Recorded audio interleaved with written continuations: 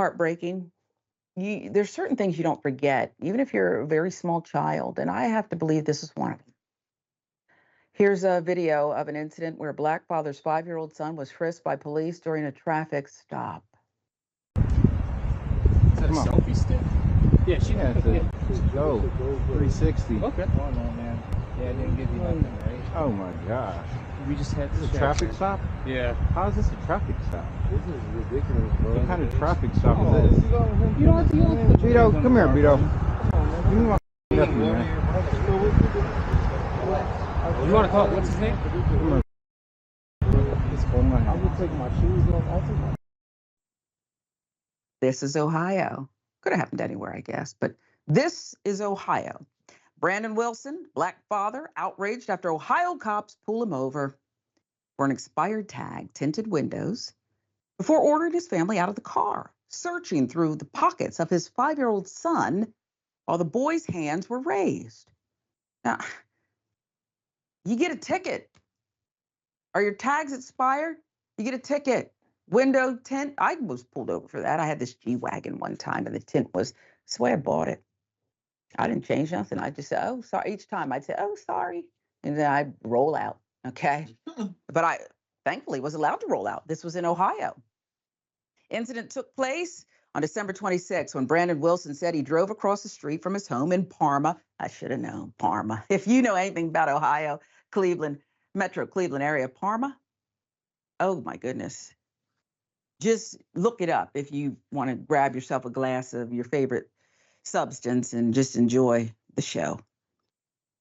He goes across the street from his home in Parma to his mother's home and was pulled over by police because his license tag had expired in September 2024. Short video was recorded by Wilson's brother showing the cops frisking both father and son. Dad didn't give you nothing, right?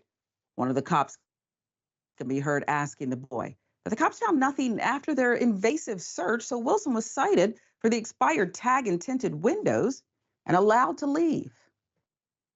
And his little boy, too, I suppose, escaped with this trauma. Parma police issued the following statement. Our decision to conduct this search was influenced by the increasing prevalence of tragic incidents where children have been harmed or killed after accidentally coming into contact with dangerous substances. I'm going to read the rest, but I have to ask for a friend what fool wrote that. And can the ACLU educate them? Wow. In Ohio and across the nation, there have been cases where children have overdosed on drugs that were negligently left within their reach. This is a risk our officers work to prevent. In this case, our review process has confirmed that the officer acted reasonably, professionally, and with the child's safety as a primary concern. You're a lie.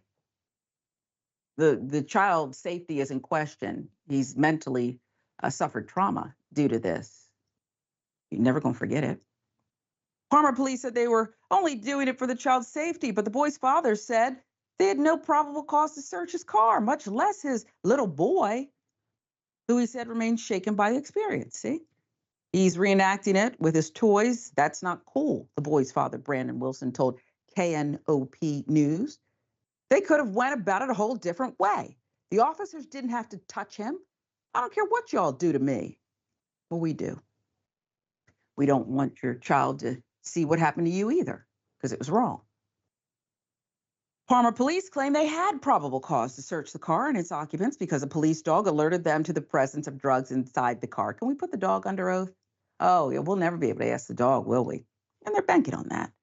Turned out to be false, though, because police found no drugs in the car. Several studies over the years indicate that police dogs often provide false alerts of drugs in vehicles, getting it wrong anywhere from 50% of the time to 85% of the time.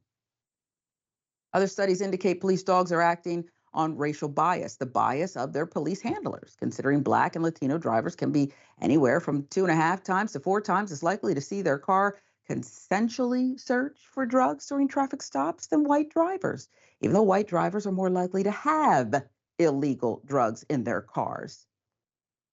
I wonder what Scott Jennings would have to say about this one.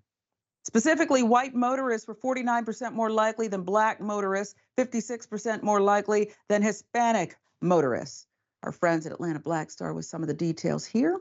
Police also claim His tinted windows were too dark, but another study indicated Black people made up 75% of traffic stops in Ohio for illegal tints, demonstrating a clear racial bias during these traffic stops. So, despite the excuses provided by the Parma Police Department to justify the search, they will likely be sued by the Black family whose rights they violated.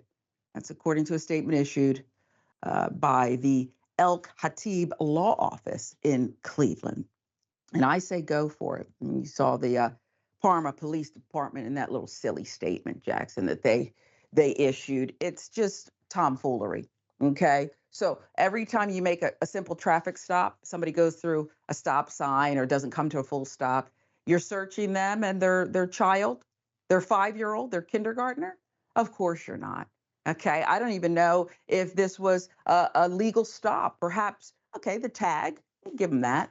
But I know they seem to be laying in wait often when it's Black and brown people. The disregard for the dignity of a Black father and the mental health and safety of his son, it just makes me so just furious about it. They don't give a damn, do they? No, and unfortunately, we have to talk about these types of instances over and over and over again because they happen over and over and over again. And unfortunately, there's a huge swath of the country that just doesn't want to hear it. And in some ways, they have to know that it's true because of how angry they get when you talk about it. But at the end of the day, at best, at absolute best, they're just desperate to meet their quotas. But that's still not a good excuse. There's really no good excuse to be frisking a 5-year-old. I mean, like, there's so much wrong with that. They don't understand what's going on. And even if a 5-year-old had something, like, do that. I mean, like, what does he have, a gun in his pocket? You would be able to see that. You know what I mean? Like, you could see that protruding. If he had drugs, like, he doesn't know what's going on. He's 5 years old. So, this is just cruel and unusual punishment, really. And like you pointed out, this child's going to remember this and he's not really going to be able to make sense of it. And hopefully he doesn't have to deal with stuff like this, but he probably will. It's sick. And the reason I said the dignity of a Black man is because he's helpless. And that's something that Black fathers have known since the beginning of time in this country and other places around the world. Nothing we can do about it. While you humiliate us in front of our families, in front of our children, in front of our significant others, the women in our lives. It's sick. And the fact that this statement was put out that we're concerned about children, which absolute lie.